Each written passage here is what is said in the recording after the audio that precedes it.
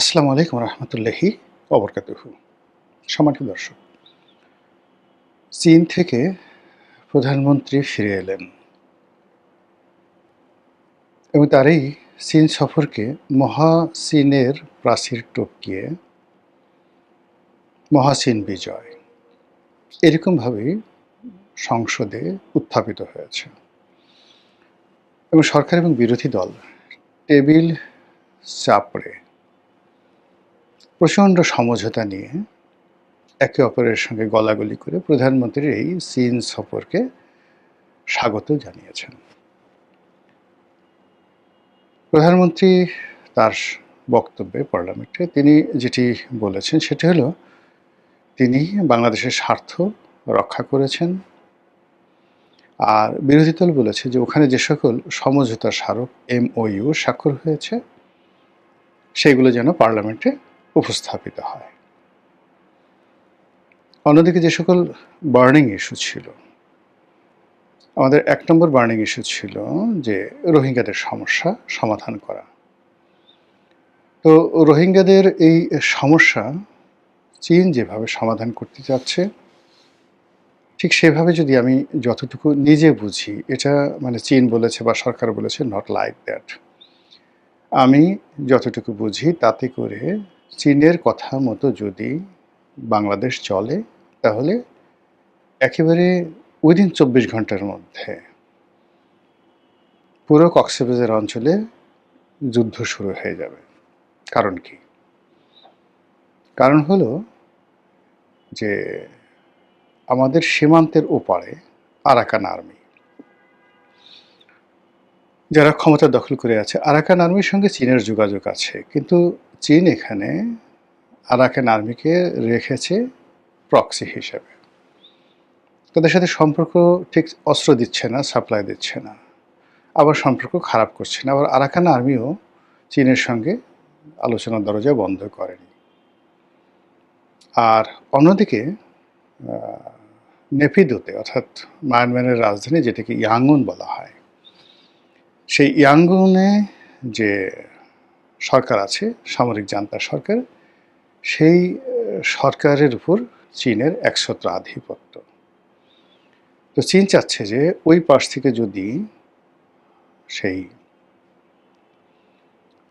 চীনের সহযোগিতা নিয়ে বিমান স্ট্রাইক, এয়ার স্ট্রাইক করা হয় আরাকান আর্মির উপর, এবং একই সঙ্গে যে স্থল বাহিনী দিয়ে একটা পুরোদমে যুদ্ধ শুরু হয়ে যায়। এবং এই দিক থেকে বাংলাদেশের দিক থেকে যদি এই রোহিঙ্গাদের মধ্যে লাখ লাখ অনুসারী রয়েছে, আরসা অস্ত্রধারী আছে কয়েক হাজার, অ্যাটলিস্ট 20 থেকে 25,000 অস্ত্রধারী আছে আরসা।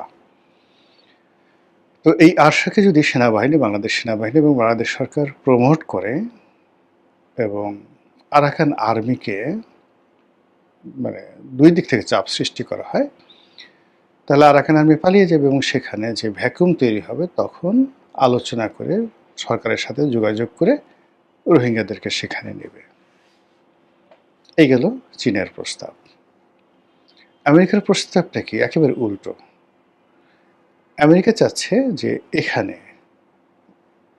আরাকান আর্মিকে বাংলাদেশ আর্মি সহযোগিতা করুক এবং রোহিঙ্গাদের মধ্যে মিয়ানমারের যে কেন্দ্রীয় সরকার চীনপন্থী যে সকল অস্ত্রধারী রয়েছে তাদেরকে নিরস্ত্র করে বাংলাদেশ থেকে তাড়িয়ে দেওয়া হোক অথবা যা ইচ্ছা তাই করা হোক, এখানে বাংলাদেশকে পরিপূর্ণ লিবার্টি দেওয়া হবে এবং এই জন্য আমেরিকা সব রকম সহযোগিতা করবে। এর বাইরে ভারতের যাকে বলা হয় স্বার্থ রয়েছে, মারাত্মক স্বার্থ রয়েছে। তো তাদেরও মানে প্রচণ্ড রকম চাপ রয়েছে বাংলাদেশের উপরে। তো সেটা অন্য প্রসঙ্গে আলোচনা করবো। কাজে এখানে আসলে বাংলাদেশকে চীনের কথা মতো চলা এই মুহূর্তে সম্ভব না। এবং শেখ হাসিনা যে কাজটি করেছেন শেষ সময় পর্যন্ত তিনি চীনের সেই কথা পালন করেছেন, তারপর মিয়ানমার কেন্দ্রীয় সরকারের প্রতি নির্ভর করেছেন। অথচ যখন যুদ্ধ একেবারে তুঙ্গে, ঠিক সেই সময়টিতে যদি আপনি ধরেন মার্চ মাসে 2024 সালের মার্চ মাসে সারা বাংলাদেশ কিন্তু তখন বলছিল যে আরাকান আর্মিকে সাপোর্ট দেওয়ার জন্য। এমনকি মিলিটারি যত বিশেষজ্ঞ রয়েছেন সবাই আরাকান আর্মিকে সাপোর্ট দেওয়ার কথা বলছিল এবং সেই সময়টাতে যদি শেখ হাসিনা আরাকান আর্মিকে সাপোর্ট দিতেন, আজকে এই রোহিঙ্গা সমস্যাটা সমাধান হয়ে যেত। ২ নম্বর হলো এই জুলাই আগস্ট বিপ্লবের দিকে যেতেই না। কারণ হলো যুদ্ধ যখন একটা দেশের সঙ্গে একটা যুদ্ধ অবস্থা হয়, তখন অভ্যন্তরীণ ক্ষেত্রে এমনি জরুরি অবস্থা জারি থাকে। ফলে শেখ হাসিনাকে ক্ষমতা হারাতে হতো না। কিন্তু এখন যে পরিস্থিতি, সেই পরিস্থিতি শেখ হাসিনার পর্যায়ে নেই। এখন হলো আরাকান আর্মি তারা ওখানে একেবারে জেঁকে বসেছে। বেশিরভাগ অঞ্চল তাদের দখলে। একমাত্র মিয়ানমার থেকে এয়ার স্ট্রাইক করা ছাড়া তাদেরকে আসলে তেমন ক্ষয়ক্ষতি করা সম্ভব নয়। সে অবস্থাতে বাংলাদেশ এখন আরাকান আর্মির সাথে আগের মতো নেগোসিয়েশন করতে পারছে না এবং আরাকান আর্মি বাংলাদেশের জাহাজগুলো ওখান থেকে চলাফেরা করতে দিচ্ছে না। বাংলাদেশ থেকে অনেক লোককে ধরে নিয়ে যাচ্ছে, জেলেদেরকে ধরে নিয়ে যাচ্ছে। ঠিক ভারত সীমান্তে যেভাবে বিএসএফ যে কাজগুলো করছে তার চেয়ে আরও বেশি নিষ্ঠুরতা নিয়ে আরাকান আর্মি মায়ানমার সীমান্তে বাংলাদেশের জনগণ, নাবিক, জেলে, এমনকি বিএসএফ থেকে শুরু করে যারা আছে সবার সঙ্গে সেম ব্যবহার করছে। সেটা বুঝেন ওখানে পরিস্থিতিটা কতটা জটিল। এর মধ্যে আরাকান আর্মির তাড়া খেয়ে ভারতপন্থী যে গ্রুপটি রয়েছে কুকি চীন গ্রুপ, একদিকে চীনপন্থী আরসা রয়েছে বাংলাদেশের মধ্যে, ঠিক রোহিঙ্গা ক্যাম্পের মধ্যে, আর তারা আরসার অনেক সদস্য কক্সবাজার অঞ্চলে ছড়িয়ে পড়েছে। অন্যদিকে কুকি চীন যারা আছে তারা বান্দরবন জেলার যে গহীন অরণ্যে অ্যাট লিস্ট 10,000 সশস্ত্র যোদ্ধা এই সীমান্তের মধ্যে ঢুকে তারা নিয়মিত বেতন পাচ্ছে, ভাতা পাচ্ছে দীর্ঘদিন ধরে ভারতের মদদে। বুঝছেন ব্যাপারটা ওখানে কতটা জটিল আছে। তো সেখানে চীনের সঙ্গে এই বিষয়টা নিয়ে কোনো আলোচনায় পৌঁছানো যাবে বা চীনকে কোনো সিদ্ধান্ত দেওয়া যাবে বা চীনের সাথে কমপ্লাই করা যাবে, এটি বলতে গেলে অসম্ভব একটা বিষয়। সময়ের 1 ফুট, অসময়ের 10 ফুট। আমাদের 3টে ঐতিহাসিক ভুল হয়েছে এই রোহিঙ্গাদেরকে নিয়ে। প্রথমত তাদেরকে আশ্রয় দেওয়া। দ্বিতীয় হলো এই রোহিঙ্গাদেরকে নিয়ে যখন আন্তর্জাতিক রাজনীতি চলছিল, অর্থাৎ ওই সময়তে তুরস্ক ঢুকে পড়ে, ওই সময়তে আমেরিকা ঢুকে পড়ে এই রোহিঙ্গাদেরকে কেন্দ্র করে, ওই সময় সেই জাতিসংঘ ঢুকে পড়ে।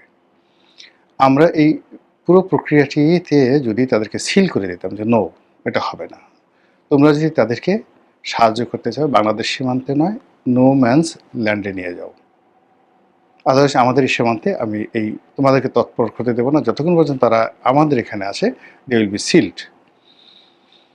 এই গেল 2 নম্বর ভুল। আর 3 নম্বর ভুল হলো এই যখন আরাকান আর্মি তারা বিজয়ের দ্বার প্রান্তে ছিল, ঠিক সেই সময় আরাকান আর্মিকে সাহায্য করলে এটা 1 সপ্তাহের মধ্যে এই সমস্যাটা সমাধান হয়ে যেত। বাংলাদেশের মিলিটারি এক্সপার্ট তারা বলেছিলেন, আমরা যারা নন মিলিটারি এক্সপার্ট আমরাও কিন্তু ওই সময়টাতে অনেকে বলেছিলাম যে এই সময় বাংলাদেশে একটা স্ট্যান্ড নেওয়া উচিত। দ্বিতীয়ত হলো শেখ হাসিনার জমানাতে এই যে ঘটনাগুলো, মানে আরাকান আর্মির সাথে তখন আরাকান আর্মি এতটা শক্তিশালী ছিল না। যখন রোহিঙ্গার সমস্যা হলো তখন কতগুলো আর্মি ক্যাম্প ছিল ওখানে মায়ানমার সেন্ট্রাল গভর্নমেন্টের। তখন এই আমাদেরই গোয়েন্দা সংস্থার লোকজন আছে, দেশি মদতে হতে পারে, বিদেশি মদতে হতে পারে, ওখানে এই রোহিঙ্গাদের কয়েকটি গ্রুপকে দিয়ে ওই আর্মি ক্যাম্পে আক্রমণ চালায় এবং তখন এই সরকারের সাথে সেই চীনের এবং মায়ানমারের সম্পর্কটা তলানিতে পৌঁছে এবং মায়ানমার সরকার ওটার প্রেক্ষিতে সেই যে ওখানে একটা এথনিক ক্লিনজিং চালায় অং সান সু চির জমানাতে, ওই যে রোহিঙ্গা শুরু হলো, তার শুরুটা থেকে আপনি মানে শেখ হাসিনার সরকারের যে ভুলগুলো আপনি অস্বীকার করতে পারবেন না। এখন সেটা তিনি করতে পারেন, তার আমলের গোয়েন্দা সংস্থা করতে পারে, আর্মি করতে পারে, এই জিনিসগুলো কিন্তু আমাদের যে একেবারে দোষ নাই, নট লাইক দ্যাট। আপনাদের মনে আছে ওই সময়টাতে মায়ানমারের সেনা ক্যাম্পে আক্রমণ করেছিল এই রোহিঙ্গারা এবং ওর পিছনে বাংলাদেশের মদত ছিল বলে সেই নেফিদো মানে মায়ানমারের জান্তা সরকার অভিযোগ করছে এবং এই ঘটনার প্রেক্ষিতে মায়ানমারে সেনা শাসন চলে আসলো এই আরাকানের ঘটনাকে কেন্দ্র করে এবং অং সান সু চি জেলে চলে গেল। এবং অং সান সু চি যখন জেলে চলে গেল তখন আমেরিকার সব রাগ বাংলাদেশের প্রতি আসলো।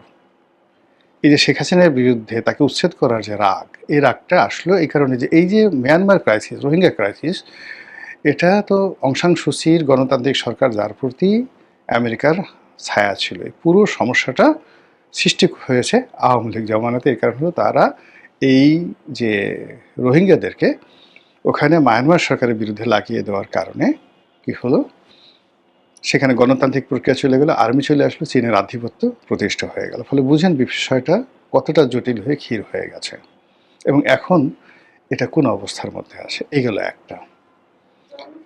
দ্বিতীয় যে সমস্যাটা শেখ হাসিনা জমানাতে হয়েছিল তিস্তা প্রকল্প। তিস্তা পানি চুক্তি হবে ভারতের কেন্দ্রীয় সরকারের সাথে, কিন্তু পশ্চিমবঙ্গের মমতা ব্যানার্জির সাহায্য লাগবে। কিন্তু মমতা ব্যানার্জির উপর আমেরিকার ডিপ স্টেটের একটা ছায়া ছিল। এইবার প্রথম এই মমতা ব্যানার্জি সেই আমেরিকান ডিপ স্টেটে থাকা সত্ত্বেও মমতা ব্যানার্জি আউট হয়ে গেল। এবং মমতা ব্যানার্জি আউট হওয়ার পেছনে আওয়ামী লীগের ওখানকার যারা বিজেপি রয়েছে, বাংলাদেশে হিন্দু রয়েছে এবং শেখ হাসিনা, তাদের একটা বিরাট ভূমিকা আছে।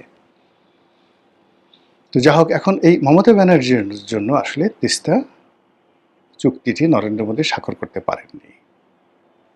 এখন তিস্তা চুক্তি স্বাক্ষরিত হয়নি, কিন্তু ওই জন্য চীন বারবার তার একটা প্রকল্প তৈরি করলো, তিস্তা ব্যারেজ প্রকল্প। যে ঠিক আছে, ভারত যদি পানি নাও দেয়, এই বর্ষা মৌসুমে যে পানিগুলো আছে সেটা ওয়াটার ম্যানেজমেন্ট করে আমরা এইভাবে একটা কাজ করতে পারবো, উজান থেকে পানি না আসলেও, বা এখন যে পানি আসে এতেও হবে।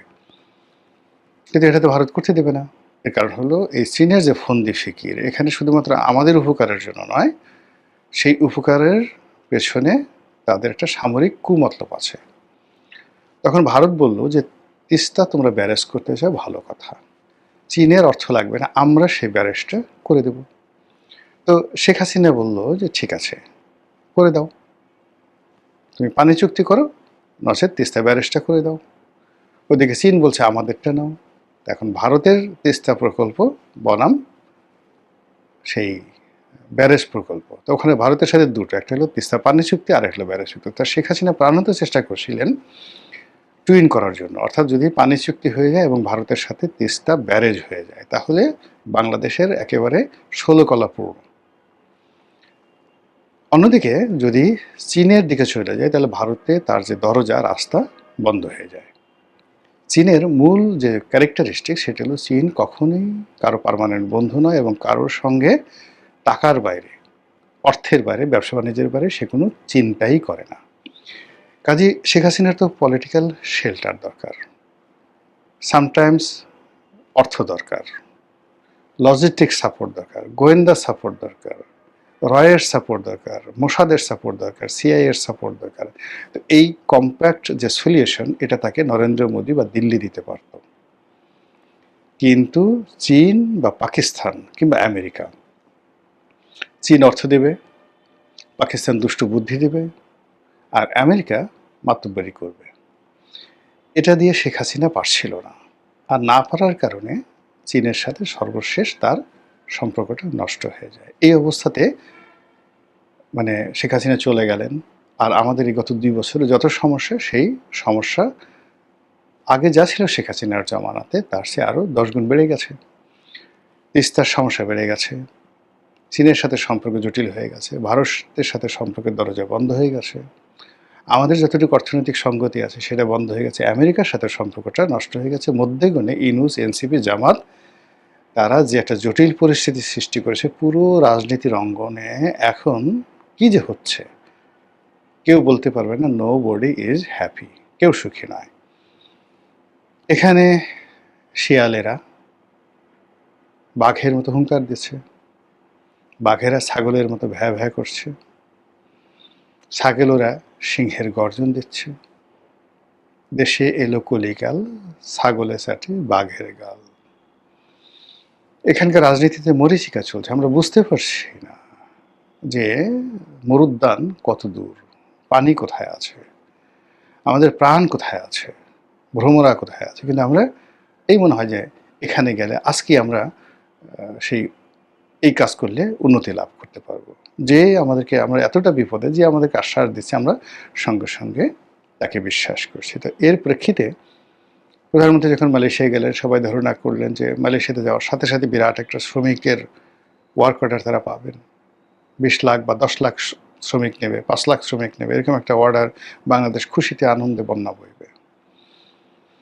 এরপর যখন চীনে গেলেন, চীন থেকে বিমান কেনা হবে, ভারত ভয়ে থরথর করে কাঁপবে, পাকিস্তানের সাথে সম্পর্ক ভালো হবে, তিস্তা ব্যারেজ তৈরি হয়ে যাবে, এবং চীন সরকারের পিছনে দাঁড়িয়ে বলবে, যা ইচ্ছে তাই করো, আপনাদেরকে আমরা ব্ল্যাঙ্ক চেক দিয়ে দিলাম, কোনো ভয় ডর নেই, কেউ আপনাকে, আওয়ামী লীগ কিছু করতে পারবে না, ভারত কিছু করতে পারবে না, আমেরিকা কিছু করতে পারবে না, আমরা আপনার সঙ্গে আছি।